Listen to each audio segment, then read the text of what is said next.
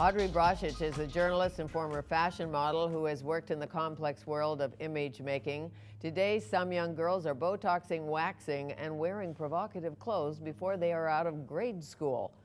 Audrey Brashich believes sexuality is healthy, sexualization is not. She is giving a talk at the YWCA about that. It is my pleasure to welcome Audrey Brashich back to Studio 4 to tell us more. Yes. Hi, Fanny.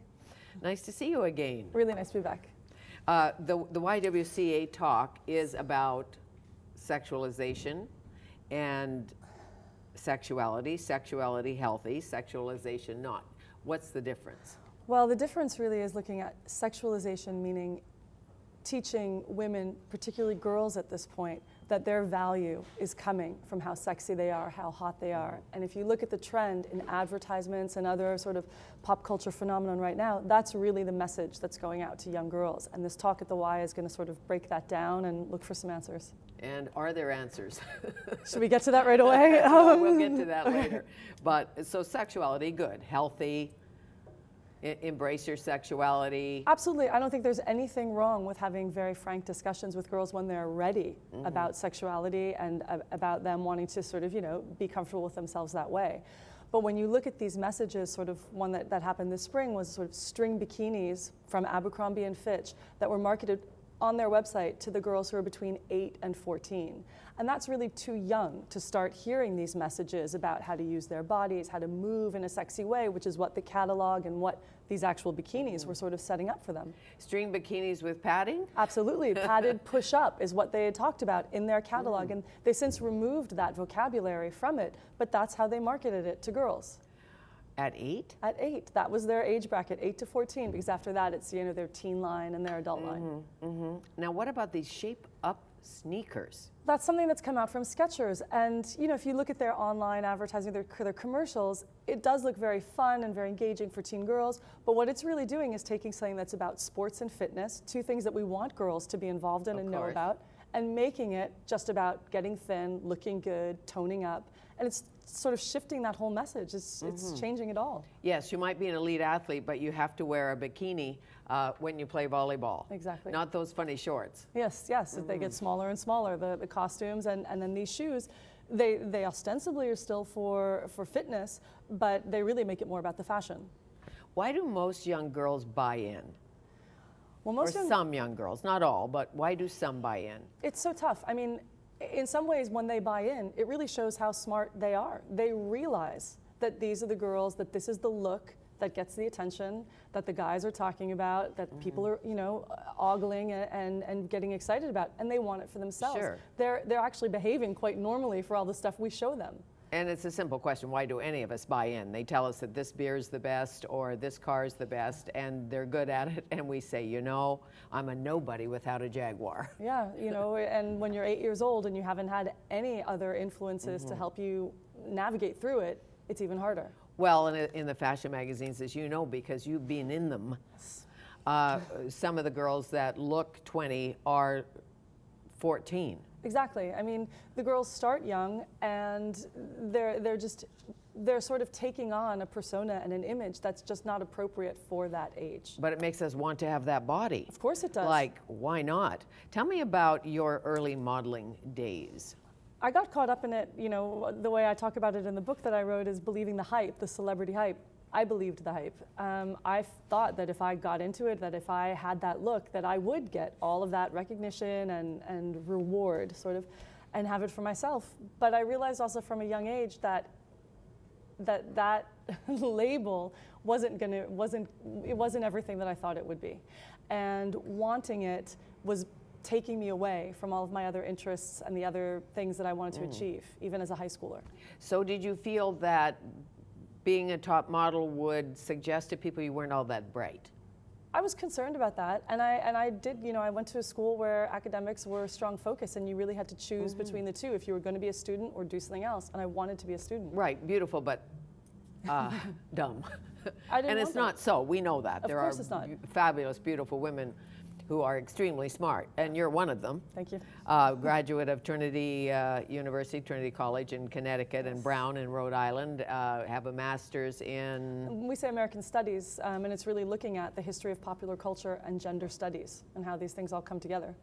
But if you go to an Ivy League university anywhere, you dress kind of preppy, and you don't see too many push-up bras on an Ivy League campus, or you didn't used to. What's happening today at Harvard and Yale? I think it's the problem is rampant, particularly with eating disorders, and I've noticed that when I've been back on campus to speak, that the sort of, you know, diet that we consumed and sort of enjoyed all the food that was there in the buffet, the girls don't do that anymore. There is a real concern about body size, body talk that I heard, that I hear when I go back to campus, that I did not experience. Really? When I was there. And Absolutely. there's some young girls today who are showing it all. Their bellies are showing, and they have not so much in the last year or so, but there was a phase where bearing your belly and putting a earring through your belly button and all of that, even if you were plump, was okay. I think that really goes back to what we first spoke about, being that your success, your value, your hotness is measured by how well you achieve this super sexy ideal, which is creeping to this younger and younger age. Strapless dresses in grade 5. Yeah. And they look hot, they do. They look like their clothes are too provocative, and they're just too sexy.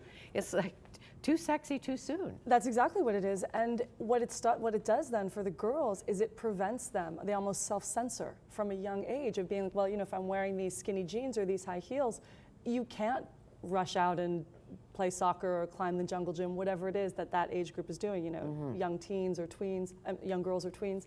And then they don't end up developing some of those interests or following those passions, and they sort of, from an early age, go down that path. Well, and when you grow up, you think, I'll do anything to look hot. I'll wear shoes that are horribly uncomfortable, that I can't walk in or run in, that I can't function in, because it's the fashion. It is, but I hope that when we're adults and we're doing some of that, we've at least compartmentalized it in a way that it doesn't take up our whole lives. Whereas I worry that for girls, when they're younger and they're starting out that way, that it takes up more space and it changes them at an early age. I'm sure. Now let's go to the beauty pageant. The California mother, her daughter was 8. Her daughter was 8.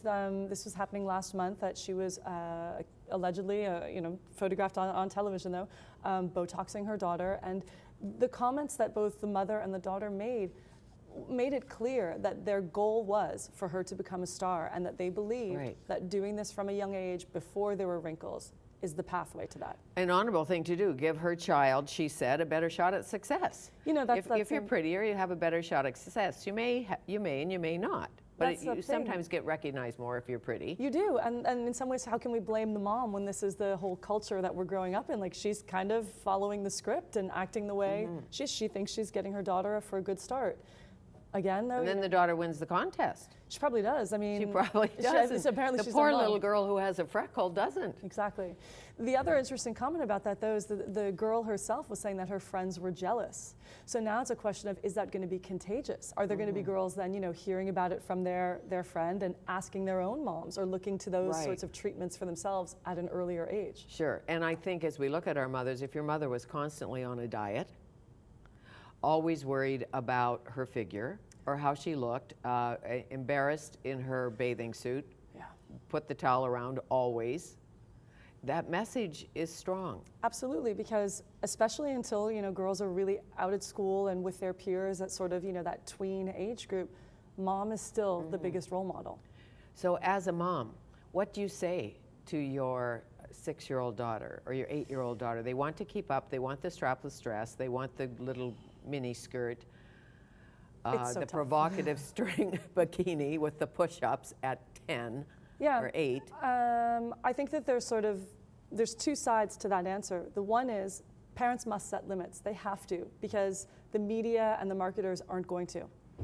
But I do believe that there needs to be a compromise reached, because if you just ban everything for your daughters, you're in for trouble. Right. So there has to be some compromise. So if it's something like, well, your daughter's going to a party with her friends, at home, not sort of out walking the street, but with her friends at home, or school dance, maybe that's when she gets to wear the skinny jeans instead of to the playground every day. But when it comes to something that's just not appropriate, like a push-up bra bikini, and other sort of midriff bearing shirts, that's where parents need to set limits because nobody else is going to. But the peer pressure is great, as you know. It really is. So if your girlfriends are in the hot little numbers and you're in the little floral dress with the long sleeves, it's difficult. It is, but I think that the one other way to sort of offset that is if a mom or if we got to make sure that there's enough good role models in a girl's life that aren't media role models, because there just aren't that many exemplary role models there.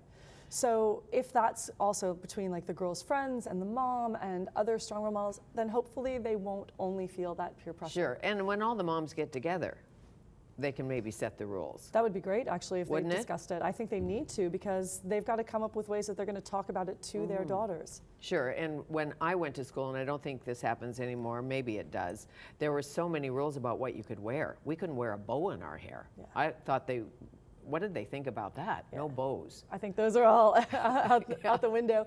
Although I do know that some schools have reinstituted some things, saying, like no belly shirts. But, in that way, it sort of seems like too little too late. I mean, no belly shirts, okay, but. Well, because you want your kids to break away and be individual and to be themselves and to be exactly who they are. Yes, but. And part of that is what you wear a little bit, if you're a flashy dresser or a quieter dresser. They need to discover that. Part of your style. They need to discover that, but as we spoke about, no marketers or sort of the media that targets young girls, they're not thinking about how they're going to sort of educate and equip girls to make these decisions. They're just selling. Sure.